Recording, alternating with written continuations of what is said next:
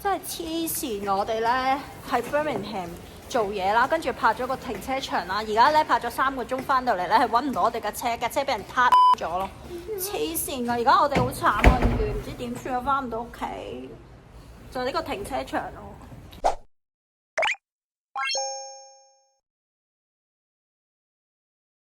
Hello， 大家好，我係 Moon 媽。咁今日咧，我想同大家講一件好難過嘅事。就係我哋屋企最近嘅車俾人偷咗。咁首先咧，真係好多謝大家啦！自從我上個星期六出咗個 Facebook post 去講我哋嘅車俾人偷咗之後咧，咁真係收到超多嘅留言啦，同埋 inbox 嘅問候啦，甚至乎咧係有啲觀眾朋友咧，佢話會幫我留意下街上面有冇見到我架車啦。咁真係好感動嘅，老實講，好多謝你哋。其實原本我都唔想拍片再提起呢件事啊，但係咧諗深一層咧，如果我嘅經歷係可以提醒到大家小心啲嘅話咧，咁我覺得講出嚟都會有個參考價值俾大家嘅。所以咧，今集我就想將呢一件事成個完整嘅發生經過咧，同大家去分享嘅。咁同埋咧，同大家講下我今次學到嘅教訓啦。希望大家聽完之後咧，係可以有所得着同埋提醒。咁點解嗰日我哋會去咗伯明翰咧？其實嗰日個行程係咁樣嘅。咁我哋咧本身係1點鐘咧，我哋就約咗一位香港人中醫咧喺 Coventry 嗰度去睇醫生啦。咁所以我哋係先去咗 Coventry 嘅，跟住之後咧，我哋個 schedule 咧就係約咗一位香港人嘅餐廳老闆，咁就3點鐘咧會喺伯明翰佢嗰間餐廳做訪問嘅。所以咧，我哋睇完中醫咧就去咗伯明翰嗰邊啦。而去之前咧，咁我通常咧都會問老闆泊喺邊度會比較方便啊，會比較近呢間餐廳啊咁樣。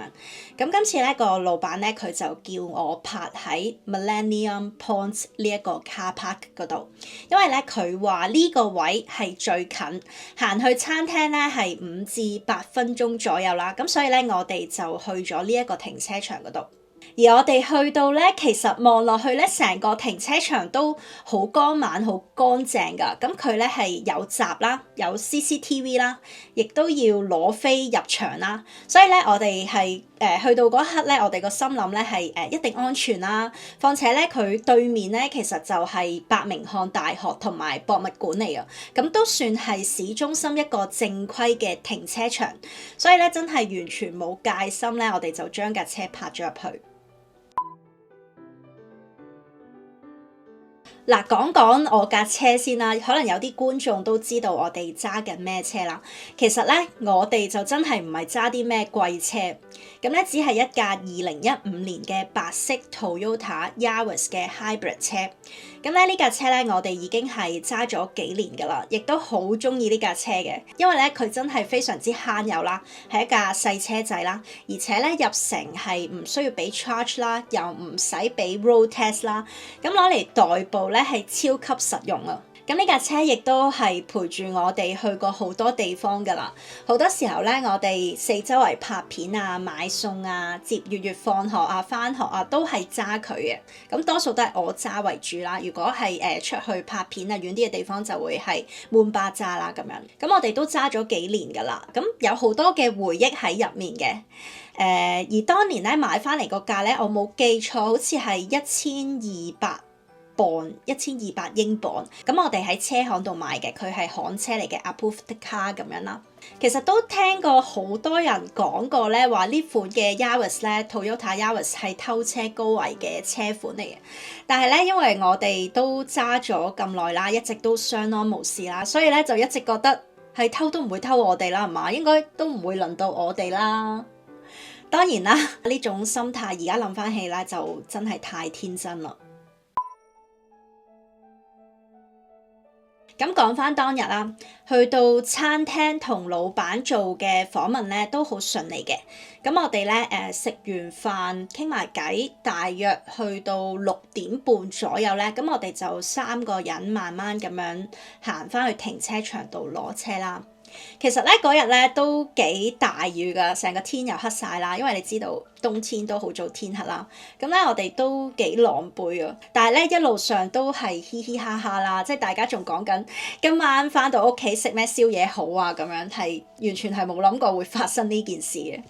直到咧我哋去到停車場啦，咁當我哋咧行翻去原本泊車嗰層揾翻我哋架車嗰陣咧，咁就發現，點解架車唔見咗嘅？我哋原本泊車嗰個位係空嘅，咁就見唔到我哋架車嘅蹤影啦。不過咧，坦白講咧，其實咧，第一下咧，我哋都冇諗過係俾人偷車嘅，純粹咧只係以為我哋會唔會係記錯位啊，或者記錯樓層啊，甚至乎會唔會行錯咗一個停車場啊咁樣，因為好多時候都會噶嘛。咁所以咧，我就同 Moon Bar 咧都好鎮定嘅，咁我哋就話啊，不如逐個位咁樣去揾下先啦，我哋分頭揾下啦咁樣。咁但係咧，當我哋好仔細咁樣揾嘅時候咧，都一路都係揾唔到架車喎。咁嗰一刻咧，我哋就開始係好驚啦。我記得咧，我哋都喺個停車場度係不斷咁樣兜圈咧，都應該揾咗成半個幾鐘。因為呢個停車場咧，其實咧唔好講笑都幾大㗎，佢咧係一個多層停車場啦，咁好似係有6層啊。我哋咧係一路揾咧，嗰個心咧係一路咁樣沉落去咯。然後咧月咧佢又不停問我話：媽咪，我哋架車咧點解冇咗嘅？我哋架車喺邊啊？咁樣咁嗰刻咧，我真係答唔到佢啦，係勁彷徨啦。但係啊，其實咧嗰刻我哋都仲係未覺得會俾人偷車，仲係唔覺得我哋架車係俾人偷咗。我哋係先諗會唔會係因為泊車過時而俾人拖走咗咧？因為之前都喺網上面聽人講過話會有啲咁嘅情況噶嘛。咁所以咧我哋咧就即刻上網去揾停車場嗰個電話啦，諗住打過去問啦。咁但係咧就打極咧都揾唔到人啦。咁最後咧，我記得咧，我哋就行到去閘口啊，咁樣一路兜，行到去閘口之後咧，就發現咧原來呢個停車場咧，佢係有一個保安室嘅喎，而入面咧佢有個保安員係坐咗喺度嘅，咁喺個出閘對面嗰度係有個保安室嘅，咁所以咧我哋就即刻衝過去啦，走埋去問佢啦，咁會唔會有機會係我哋嘅車係遲咗俾錢，定係點樣俾人拖走咗啊？咁樣。嗱，咁跟住落嚟咧，最可怕嘅情況就出現啦。個保安員一見到我哋咧，佢就問我哋嗰個車牌號碼係咩啦。咁我哋就同佢講啦。跟住咧，佢聽完之後喎，佢竟然話 Can you come in？ 佢叫我哋入去嗰個保安室嗰度坐喎。咁嗰刻咧，我哋咧係已經有啲不祥嘅預兆㗎啦。點解會叫我哋入去坐嘅咁？但係我哋都照入去啦。咁入到去咧。呢位嘅黑人保安員咧，佢就俾咗一個手抄嘅車牌號碼俾我哋睇。咁咧，佢就同我哋講話咧，今日下晝嘅3點至3點20分之間，佢咧就親眼見到有2架車一前一後咁樣衝閘。咁首先咧係一架黑色車係負責咧撳飛開閘喺前面嘅，然之後咧後面咧嗰架白色車，即係我哋嗰架車啦，我哋嗰架白色 Toyota Yaris 啦，就係俾人揸走咗嘅。佢咧揸住嗰架車咧係好高速咁樣，跟住前面嗰架黑色車咧係衝咗出去，即係衝閘咁樣。係超快，佢話嗰個速度係超級快。而由於我哋嗰架車係冇俾停車場嗰個 parking fee，佢就走咗啦。咁所以咧當時咧佢話係有響 alarm 嘅。咁因為 alarm 響咗咧，佢就望一望出去咧，跟住佢係好快咁樣就抄低咗個車牌號碼。所以當佢聽翻我講話，我嗰架係白色 Toyota Yaris， 同埋佢抄低嘅車牌都好似我講嗰個車牌嘅時候咧，佢就懷疑嗰架衝閘嘅車咧就係我哋嘅車。哇！黐線㗎，真係大癲喎！想講咧，嗰個保安室咧係對正嗰個出閘位嘅，即係嗰個位咧係好開揚㗎，所以咧嗰個保安咧佢亦都係睇到晒成件事嗰個事發經過。咁真係唔明點解個賊係可以喺光天化日之下係咁張揚，係可以咁樣去成架車偷走。個保安咧仲同我哋講話，佢見到個賊衝閘嘅時間咧，好大機會係3點鐘啊！而我哋咧泊好架車去撳埋飛咧，嗰陣咧係2:55啦，即係話咧其實係5分鐘之後咧，佢已經係偷走咗我哋架車咯。佢成件事真係好黐線咯，係好難以置信啦 ，unbelievable 啊，簡直！之後我好記得嗰個保安咧係咁樣同我哋講嘅 ：Your car was stolen. I think you should call the police。哇！我哋聽到嗰下咧真係晴天霹靂啊！我同 Moon 爸咧係好驚訝咁樣對望啦，而我咧係真係成個人都呆咗咯，我個腦係一片空白，完全係分神唔到，係諗唔到嘢啊！因為老實講，我真係一直覺得停車場係最安全嘅地方，點會可以有人咁猖狂喺即係有 CCTV 啦、有保安啦、有閘嘅地方都可以直接衝閘咁樣偷走架車？佢仲要唔係拆件嗰啲喎，係成架車偷走喎！嗰刻真係覺得成個世界都好唔真實，好似發緊夢咁啊！咁但係唔發生都發生咗啦，咁都要面對現實噶嘛。咁震驚完之後咧，我哋就開始報警同埋報保險啦。而喺同一位保安傾緊嘅時候咧，之後咧亦都出現咗另一位保安。咁其實佢哋兩個保安咧都好好人嘅，佢哋一直都陪住我哋去打電話啦，咁樣。咁亦都俾我哋喺嗰個休息室度坐低啦，同埋都遞咗啲水俾我哋飲啦，即係都算係幾 nice 噶啦。當時咧都開始夜噶啦，我哋3個人咧就坐喺個保安室度啦，一邊報警一邊去打保險公司啦，都搞咗好耐嘅。因為一嚟咧我哋英文又唔好啦，咁對方咧成日都話聽得唔清楚啦，搞到我哋要不斷重複咁樣講好多次啦。二嚟咧就係可能咧成件事係因為冇人受傷啦，又太夜嘅關係啦，所以其實都好似冇乜嘢係可以做到嘅。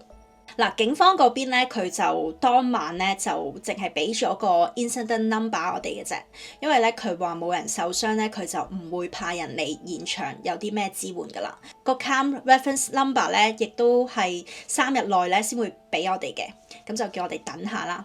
而保險公司嗰邊咧打俾佢哋咧，確認完一大輪之後啦，咁我哋咧係講晒成個嘅事發經過啦，又 confirm 我哋嘅車係咩色啊、咩型號啊，咁樣嘟叭叭叭講完之後咧，佢竟然咧話因為太夜開唔到 file， 咁咧就叫我哋第2日先再打嚟。頂，咁你一早講啦，即係話我哋第2日又要再打電話去全部嘢重新講一次咯，即係勁嘥時間咯。其實嗰刻我真係好崩潰啊！已經係8、9點啦，咁月月咧佢話佢好攰好肚餓啦，跟住我哋又冇車翻屋企啦，我哋要諗究竟點樣翻屋企啦，咁即係好無助啦，所以我係即係都忍唔住出咗嗰個 post 啦，同埋我係真係喊咗出嚟嘅，個老實講。好彩最後係餐廳老闆佢知道咗之後咧，佢就好好人車咗我哋翻屋企啦，同埋Simon Sir 又過咗嚟俾咗啲意見我哋啦，咁叫做係雪中送炭啦，咁真係好多謝佢哋嘅。其實講到呢度咧，仲有件好邪嘅嘢咧，係想同大家分享嘅。就係嗰日咧出門口之前咧 Moon 爸咧係有同我講咧，佢前一晚咧係發夢俾人偷車，佢仲話咧嗰個夢係好真實咁樣啦，即係佢瞓醒話好驚啊咁樣。咁我嗰陣時咧仲喺度笑佢話佢，唉你壓力大啫，唔好亂發夢，唔好亂諗啦，唔會發生㗎咁樣。點知咧真係即日就發生咯！我哋係即係而家諗翻咧都覺得好邪咯，真係有時啲嘢咧係真係唔到你唔信咯。仲有第二樣嘢咧就係。其實我屋企咧係有2部車㗎，咁一部係 Benz， 一部係呢個 Toyota 咁樣啦。咁平時就會係一架我老公揸，一架我揸咁樣啦。而我呢架 Toyota 咧，佢嗰個 AirTag 咧咁啱係喺早1個禮拜之前咧係壞咗，即係我 search 唔到佢嗰個位置啦。咁所以我就拎咗入屋咧係諗住換電啦。但係咧跟住我換咗電之後咧都發現係唔 work 啦，咁我就掉咗啦。跟住咧都打算係會再買翻個新嘅擺翻入去嘅，但係咧我就一路忙啦，跟住就唔記得咗啦，咁就好唔好彩啦，喺我哋未買嘅時候啦就出咗事啦。所以其實咧呢幾日咧我都係有好自責嘅，即係有諗過如果話信下 Moon 爸個夢，我哋警惕少少，又或者早啲擺翻個 AirTag。咁係咪就可以追蹤到我哋架車停咗喺邊，即係俾個賊人泊咗喺邊度，係咪會有機會可以揾得翻呢？咁樣，咁我都好嬲自己嘅。不過而家講咩都冇用啦，因為都冇得翻轉頭啦。咁件事發生咗之後嗰幾日就當然係好忙啦。咁我哋咧分別就要同3個 parties 去交涉啦，包括係警察啦、保險公司啦，同埋停車場嗰邊啦。因為我哋要好努力咁樣睇下可唔可以追得翻保留到嗰個 CCTV 作為證據，可以警察嗰邊可以做嘢，同埋保險公司嗰邊可以 claim 錢咁樣啦。咁樣兜兜轉轉來往往 back and forth 咧，係真係好攰嘅，係真係心力交瘁嘅。呢幾日都好忙咁樣啦。其實老實講，架車冇咗咧，我當然係好心痛啦。話晒係揸咗幾年啦，即係都有一定嘅感情啦。但係咧最刺痛我嘅咧，唔係呢架車本身咯，而係車入面嘅嘢。點解咧？因為咧喺呢架塞車入面咧，我係擺咗好多重要嘅物品喺入面。咁有啲咩咧？包括係有我個 driving license 啦，有屋企鎖匙啦，化妝袋啦，有一大堆嘅化妝品啦，平時拍片啲用品啦，仲有好多即係慢慢儲落嚟。我一路諗即係點樣可以令到架車變得更舒服啊，好有我味道嘅一啲小物品咁樣啦。咁嗰啲全部都係我嘅回憶嚟噶嘛。突然之間咧，好似一段生活突然俾人清空咗咁樣咯，係真係好心痛嘅。但係咧，我最擔心嘅咧都係因為我唔見咗張 driving license 啊，同埋我咪話我嗰個行程我去咗睇中醫嘅，即係去間餐廳老闆度做訪問之前，我去咗睇中醫。咁入面咧係有張中藥嘅藥單喺度嘅，加上我個 driving license 咧，其實係有齊晒我嘅個人資料啦，咁有相啦、有名啦、有地址啦，再加上我係有條屋企鎖匙喺架車度啦，所以咧我係真係超級驚同埋超級崩潰啊！咁我想講咧，我有幾晚咧係真係完全瞓唔到覺咯，我係不停咁樣諗咧，會唔會有人盜用我啲資料，攞我啲資料去做一啲犯法嘅嘢，或者係個賊佢會唔會見到我有呢啲資料，所以佢嚟屋企揾我爆我格啊咁樣。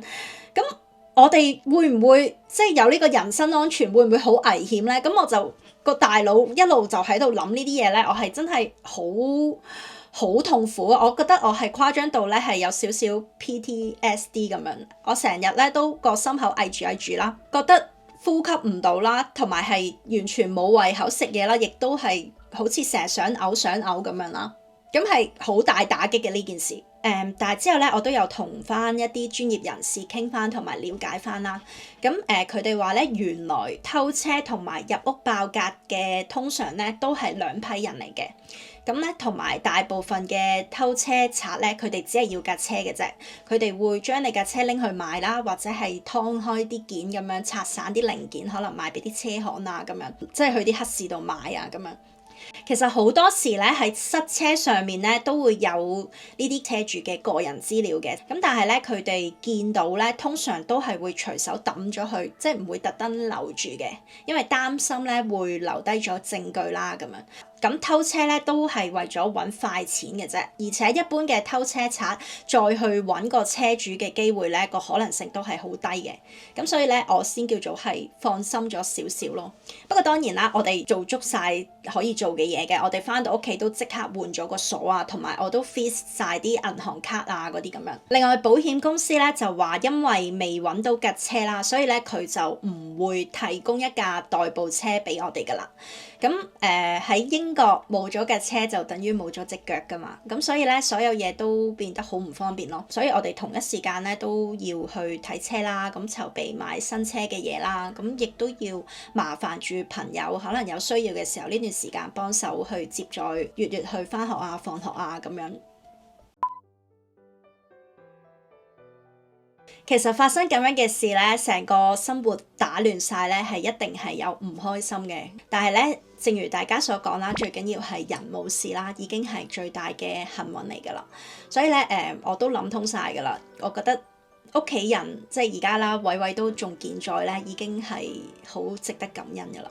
咁經歷完偷車呢件事咧，我最大嘅感受係，即係唔好再覺得唔會輪到我咯。同埋英國嘅治安，大家真係不容忽視咯。坦白講咧，我哋嚟咗英國5年啦，講真咧，拍街啦，拍一啲靚嘅停車場啦，拍一啲爛地啦、爛停車場啦，我哋都試過啦，亦都去過好多唔同嘅城市啦，都冇事啦。咁加上咧，我哋又疏忽咗啦，覺得架車都舊舊地啦，即係唔係啲咩好值錢、好名貴嘅車啦。即係之前都覺得應該唔會俾人偷啦咁樣。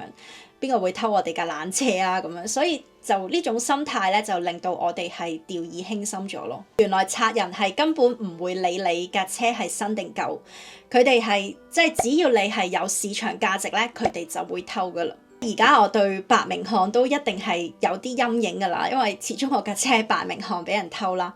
咁個警戒心都會大咗啦，但係咧，其實我想講咧，我最近咧入咗一啲揾塞車嘅群組啦，咁我都見到咧，即係唔係淨係伯明翰㗎，其實唔同嘅城市啦、唔同地區啦、唔同車款啦，都係有機會成為賊人嘅目標㗎，所以咧，大家真係千祈唔好覺得有一個僥倖心理咧，就係覺得唔會係輪到你呢一種心態咯，千祈唔好咁樣諗咯。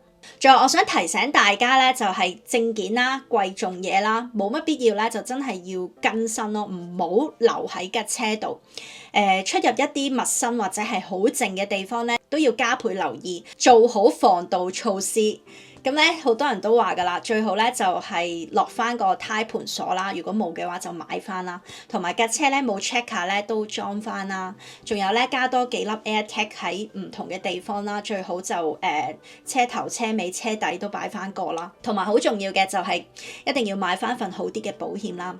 仲有記得停車場都唔代表安全，真係唔好懶咯，居安思危咯，大家都要唔好掉以輕心咯，每一秒都要警惕少少咯。講真，英國嘅治安真係好差，而家真係差咗好多。即係睇翻啲犯罪數字，呢幾年係升得好勁嘅。如果你唔想俾人偷車嘅話咧，就千祈唔好疏忽，做好晒呢啲嘅防盜設施啦。咁樣，咁我而家咧唯有苦中作樂咁諗啦，就係當係一個技能解鎖咯，因為咧啲人咧咪成日話喺英國生活咧爆格啦、偷車啦、偷電話啦，呢3樣總會有一樣嘢中嘅，咁中過先係真正嘅英國人噶嘛，係咪先？咁我而家咪真正嘅英國人咯，係咪？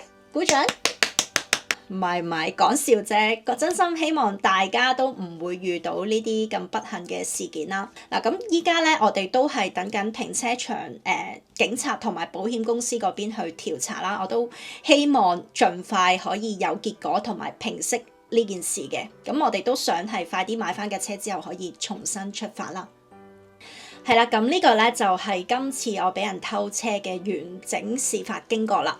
咁如果大家聽完嘅話，有啲咩想講，或者你有咩類似嘅經歷，甚至乎係一啲防盜嘅心得，我都好歡迎你喺下面嗰度留言嘅。咁我哋可以互相交流，一齊去討論下嘅。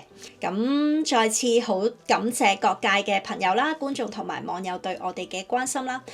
希望大家都可以平平安安啦，唔會成為賊人嘅目標啦。嗱，如果你想多謝我嘅提醒咧，就俾個 like 啦，同埋可以幫手將呢條片 share 出去嘅。好啦，咁我哋下條片再見啦，拜拜。